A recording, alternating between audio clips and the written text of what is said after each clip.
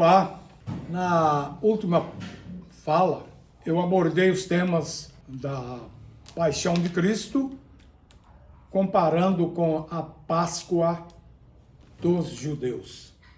Uma festa que o cristianismo assumiu e uma festa histórica e teológica dos judeus.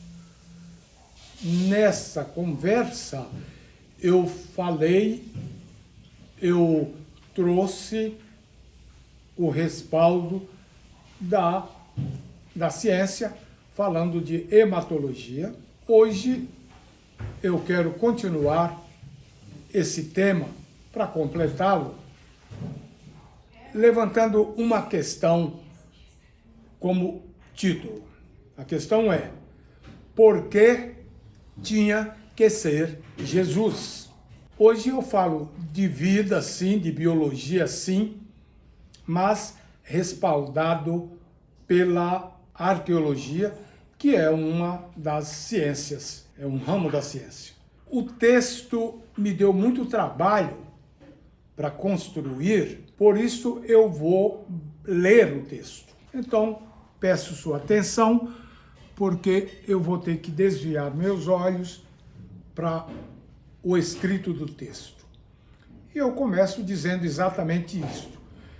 Hoje continuo a falar, respaldado pela ciência, a arqueologia, que dá credibilidade ao tema do suplício de Jesus. Arqueologia porque em meados do século passado, na década de 40, na região do Mar Morto, onde era a cidade de Qumran, numa caverna, um beduíno, um pastor árabe, encontrou livros da Torá.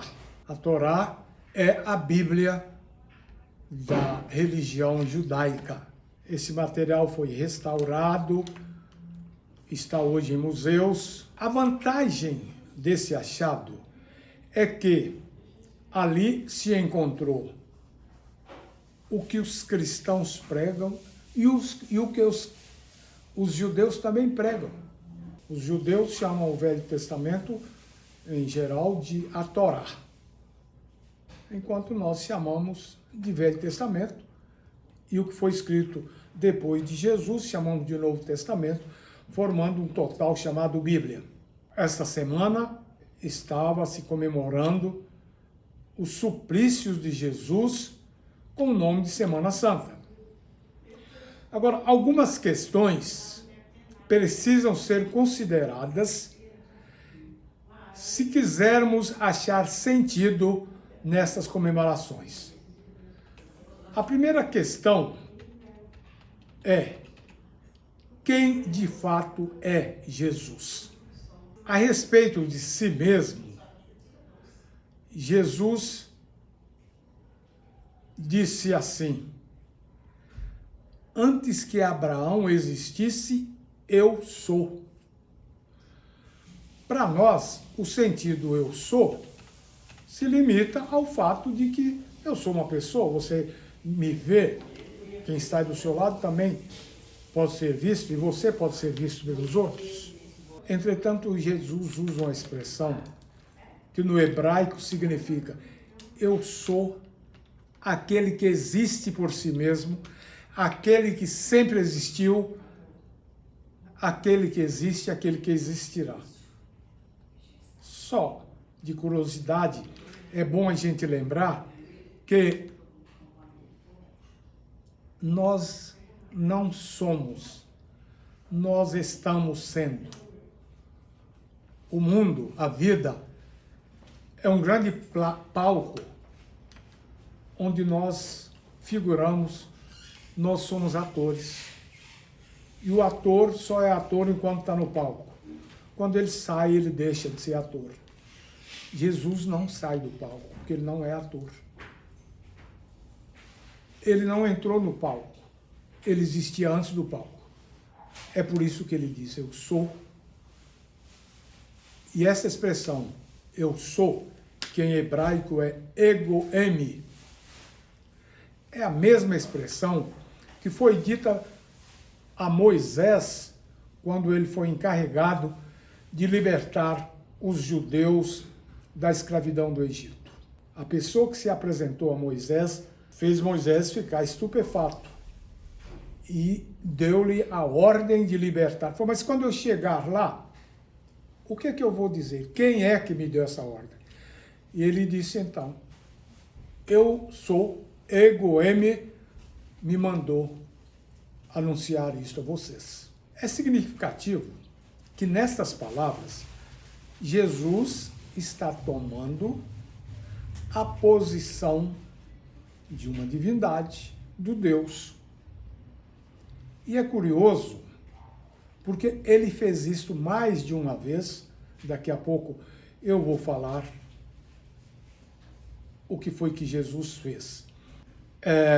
Nos manuscritos do Mar Morto, e aí está a minha referência à arqueologia, foram encontradas as profecias, a maioria das profecias da Bíblia, quase tudo, e a ênfase que eu quero dar é as profecias de Daniel, de Isaías e de Malaquias. Jesus é uma pessoa curiosa, porque a morte dele foi anunciada antes do seu nascimento. O suplício de Jesus está registrado no capítulo 53 do livro de Isaías, sendo que isto foi escrito em torno de 700 anos antes de Jesus nascer. Então, antes do sofrimento dele, antes da morte, ou melhor, antes do nascimento, já foi profetizada a morte.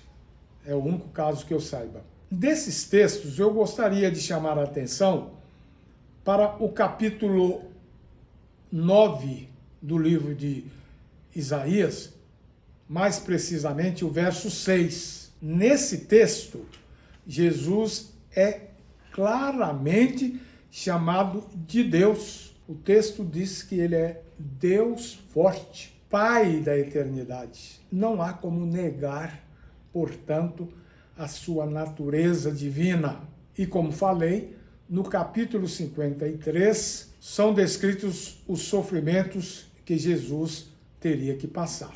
A referência a Jesus como Deus ou pessoa divina, pessoa de natureza divina, é tão forte que no livro do profeta Malaquias, ele assume um dos nomes mais reverenciados da divindade para os judeus, isto é, Yahvé, o Javé, o Jeová.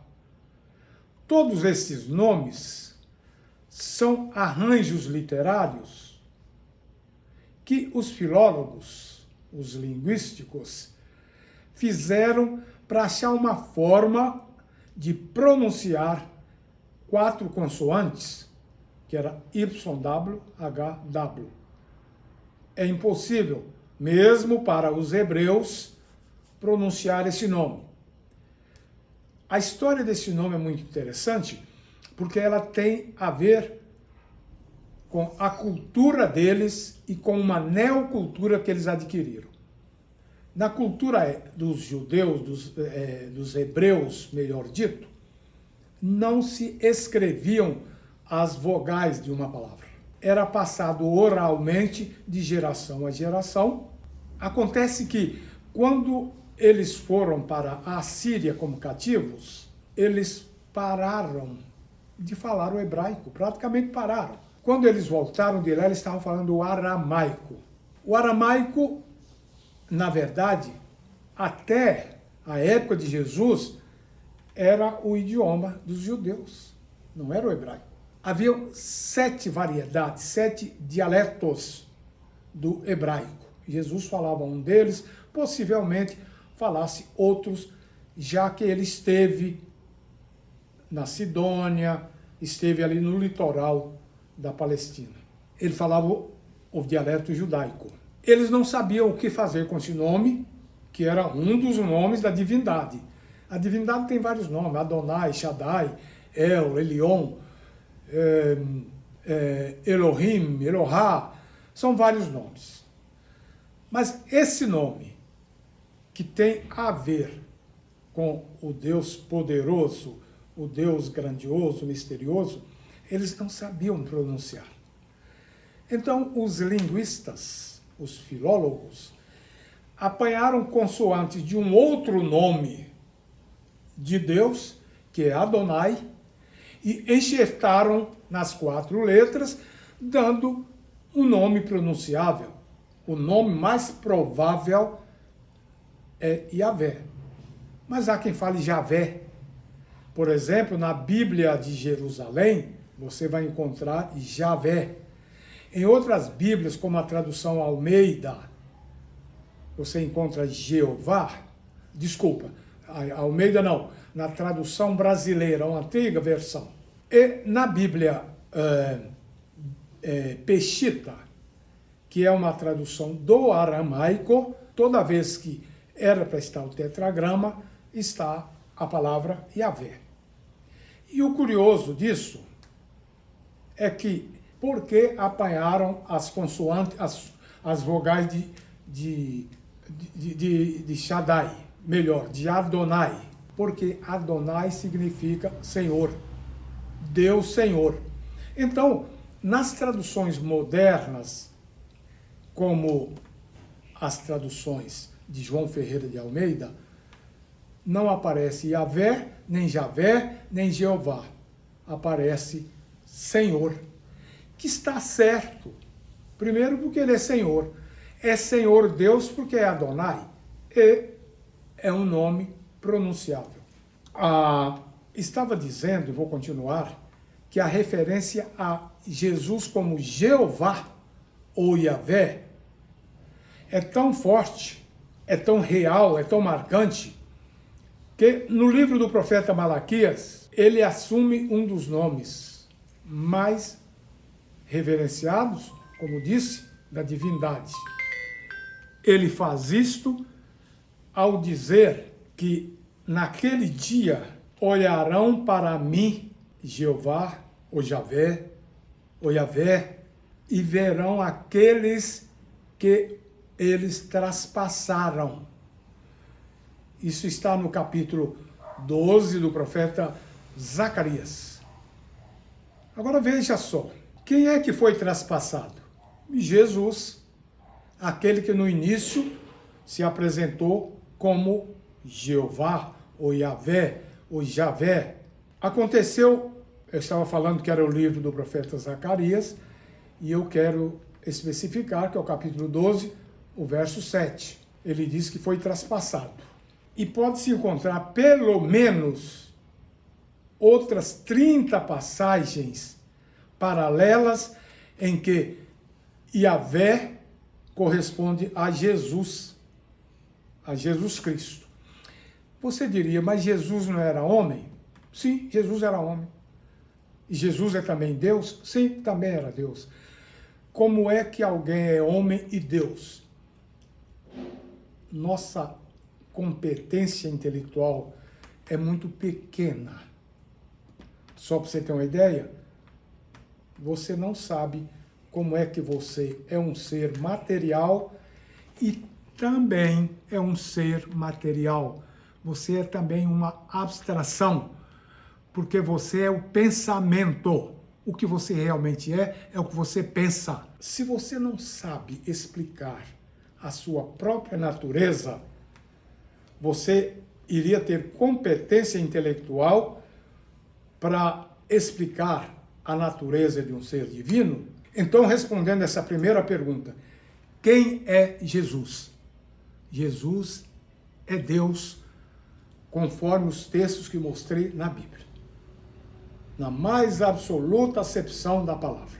A segunda questão é, por que teria que ser Jesus para morrer pela humanidade? Na abertura do Evangelho de João, Jesus é conhecido como Deus, o Deus criador da vida. No livro de Gênesis, lemos que Adão perdeu a vida.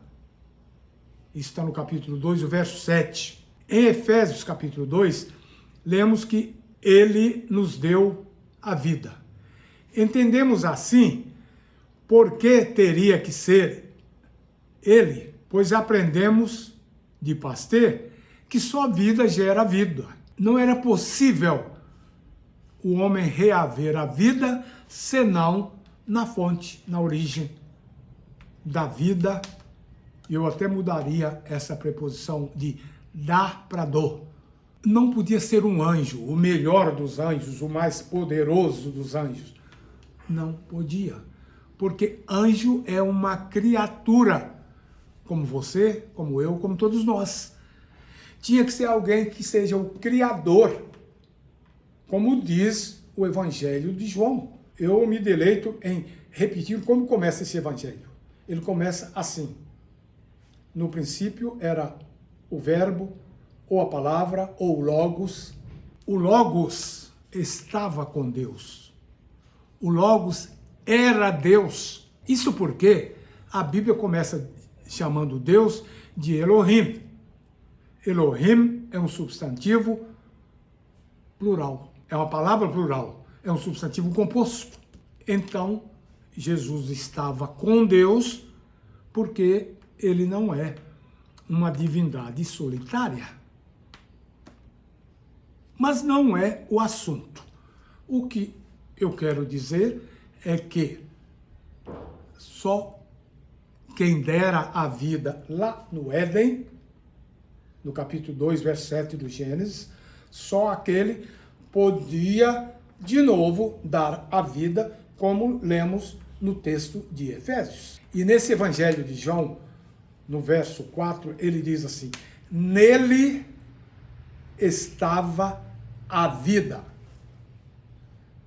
A diferença de Jesus para mim é que eu estou na vida e a vida estava nele. É ele que tem a vida, ele que conduz a vida, é ele que é a vida. Eu tenho uma vida delegada, emprestada.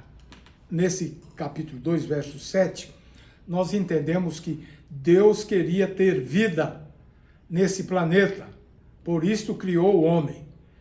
E Deus criou o homem para viver e cuidar dos outros seres viventes, das outras vidas. Disto decorre, primeiro, como Criador, Deus se fez um agente moral, portanto, responsável por sua criatura. Olha que grandeza. Deus não desapareceu, na linguagem vulgar. Não jogou a toalha. Não, ele voltou. Ele veio consertar o que o primeiro casal quebrou. O segundo fato que quero ressaltar é que, sendo a criação um ato de amor, só outro ato de amor seria capaz de consertar, seria capaz de resgatar aquilo que foi feito no Éden. A situação é a seguinte: entre Jesus e o homem, um tinha que morrer. Na verdade, o homem estava sentenciado à morte. Jesus, então, se tornou homem para poder morrer como homem no lugar do homem. E eu levanto uma questão. O livro de Gênesis, no capítulo 26, no capítulo 1, no verso 26 a 28, Deus diz assim: façamos o homem à nossa imagem e semelhança. Será que não era pensando na necessidade de um dia ser necessário Deus inverter os papéis? Ao invés do homem ser a nossa imagem, a nossa semelhança, nós sermos a imagem e a semelhança do homem. Quem sabe é por isso. Eu deixo com você essa questão. Só quero sublinhar que Jesus ama tanto que não quer viver sem o objeto do seu amor, que é o homem. Se ele não for viver, a mim não interessa viver, teria dito Jesus. Pensa nisso. Não deixa que essas reflexões da Páscoa, essas reflexões da Semana Santa, da Paixão de Cristo, seja mais uma comemoração ou que seja mais uma oportunidade de festa, um fim de semana grande. Pensa em você como ser humano que deseja viver. Jesus te dá essa perspectiva e essa certeza. Grande abraço, continuo à disposição para este e quaisquer dos temas que tenho apresentado. O meu telefone é 995 25 9659. Um abraço.